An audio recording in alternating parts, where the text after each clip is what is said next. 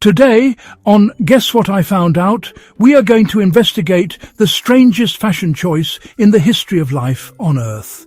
The fact that you are wearing anything at all. Look around.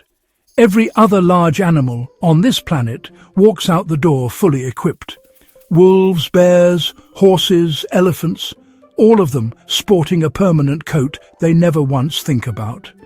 And then there is us, the naked apes, the one species so committed to being dressed that we built an entire legal system around, please put something on.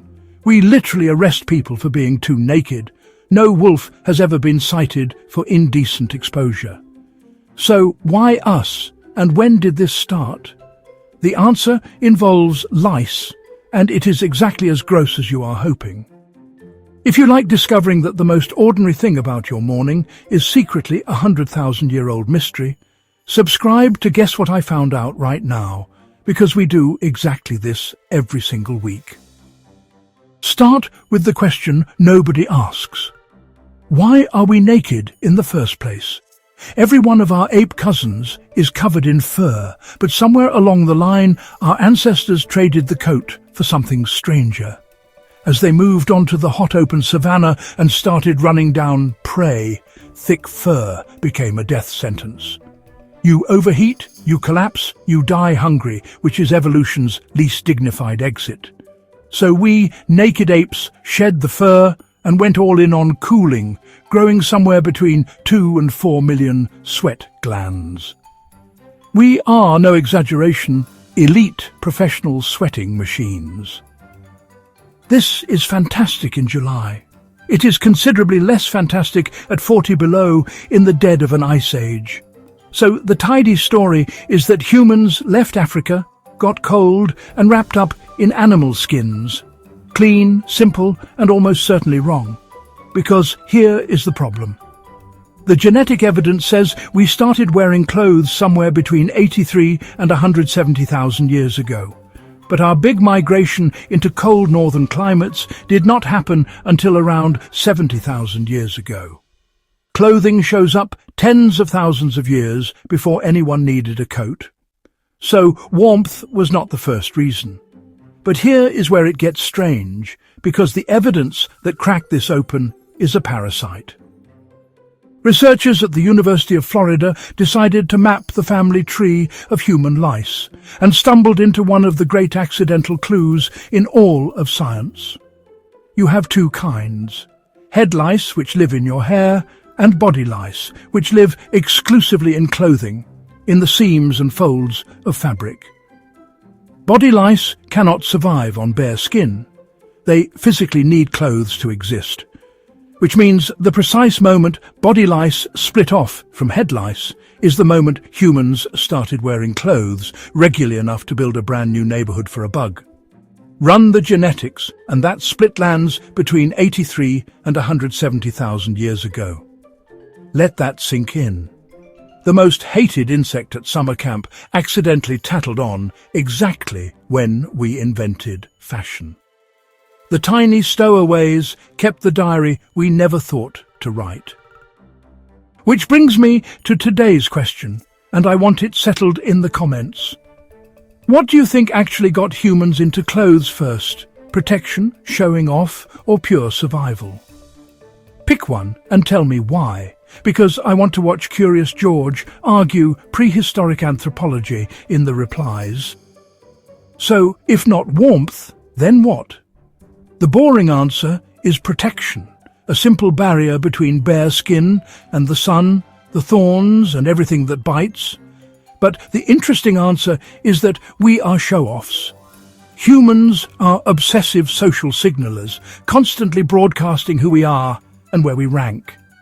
We were painting our bodies with ochre pigment long before we wore anything, very likely over 100,000 years ago.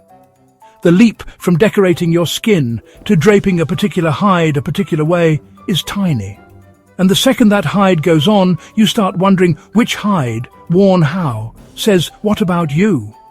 Did I kill this leopard myself? Congratulations, you have just invented the fashion industry. Population, one small band of humans arguing about who gets the good pelt. For ages, clothing was basically a hide thrown over the shoulders, the prehistoric equivalent of a bin bag. Then, around 50,000 years ago, something extraordinary turns up in the dirt. A needle. Not a crude poking tool, an actual needle with a tiny eye drilled through it, carved from a hollow bird bone found in Denisova Cave in Siberia. Think about what that takes. Someone pictured a tool that did not yet exist, bored a clean hole through a sliver of bone without shattering it, and used it to stitch a controlled, repeatable seam. That is not survival instinct. That is engineering. And in a Siberian winter, fitted, sewn clothing was not a luxury. It was the line between alive and not. And now, here comes the twist that really ruins the tidy human greatest hits version. It was not just us. The Neanderthals, those formidable cousins we devoted an entire episode to, were making and wearing clothes well before they ever met a single one of us, scraping hides with purpose-built tools, their bodies built stocky for serious cold. And, you know, that brilliant needle in Denisova Cave probably was not made by our species at all. It was most likely crafted by the Denisovans, a third kind of human we only recognized in 2010 from a single finger bone. 3 different human lineages in different places all independently arrived at the same idea, which, I must say, raises an uncomfortable thought. Maybe clothing is not a human thing. Maybe it is simply what any clever, cold, social animal eventually works out. Here is the part that really is unique to us, though. If clothes were purely practical, every culture would settle on the most efficient design for its climate and then just stop forever. But that is, honestly, the exact opposite of what happened. Everywhere, immediately, humans made clothing mean something. Priests dressed differently from warriors. Rulers wore colours nobody else was allowed to touch. We bury our dead in specific garments. Some of the oldest fabric ever found was already dyed in several colours, because somebody looked at a perfectly warm piece of cloth and decided it needed to be turquoise. We turned clothing into a language. I belong here, I outrank you, I am mourning, I am dangerous, I am available. No peacock chooses its feathers based on cultural history. We do. And then the climate made all of it deadly serious. Between roughly 120 and 70,000 years ago, the planet lurched through brutal glacial swings, and our species came terrifyingly close to blinking out, by some estimates dropping to as few as 10 to 30,000 people.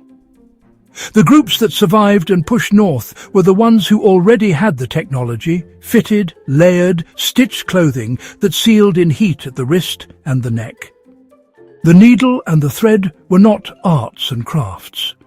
They were a survival advantage so large it is part of the reason humans reached every continent on Earth. We never evolved a body for the cold. We built a second skin and we carried it with us everywhere.